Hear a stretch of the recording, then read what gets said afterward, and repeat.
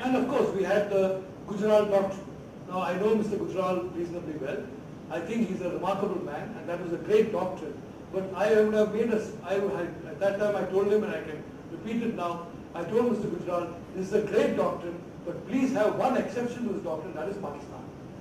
Please don't give any concession to the Pakistan army. Because my thesis has always been, you give concession to Pakistan civil society, give concession to Pakistan businessmen, you play the business card, but give zero concession to the Pakistan army. Any so-called settlement on Kashmir, boundary, border, visas, all that are concessions to the Pakistan army, and we should have a policy of. So the Gujarat doctrine should have been implemented with one caveat that it would not apply to Pakistan.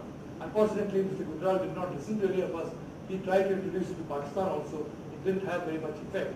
And because of that lack of effect, it kind of diluted the positive impact it had in other countries.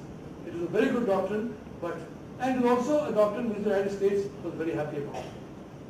So, as I said, and then during that time, we went and made an approach to the People's Republic of China.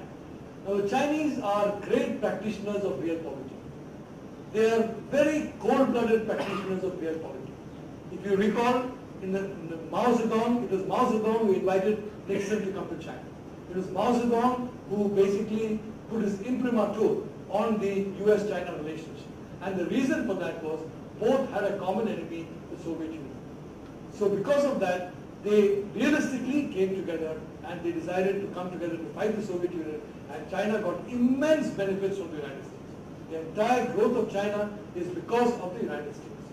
But for the United States, China would not have grown the way it has grown in the 1980s and 1990s. Because today it's become even too big even for the US. But for at least 20 years, its growth was because of the US. We were not really having a good policy, enough of an outreach to China. We started an outreach to China. We started a very strong outreach to the United States. And as a consequence, the pressure on us in issues like Kashmir became substantially moderated by the end of that decade. Of course, virtually zero after 9/11. I mean, after 9/11, support for the Kashmir cause in the United States and European Union became almost zero. In effective support, they would give statements, they would give parliamentary resolutions, but effective support became almost zero. But even by 97,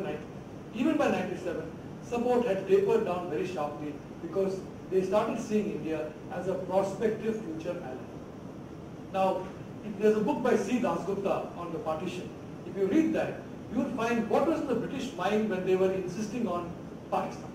What was in the British mind when the British commander was saying, don't go into Gilgit, don't go into Scarborough, don't take the northern territories. They did not want India to control those territories because those territories are a gateway to Central Asia and to Afghanistan. They didn't want India to have access because they did not trust India. They felt Pakistan is a reliable ally. I mean, if you remember CENTO, for example.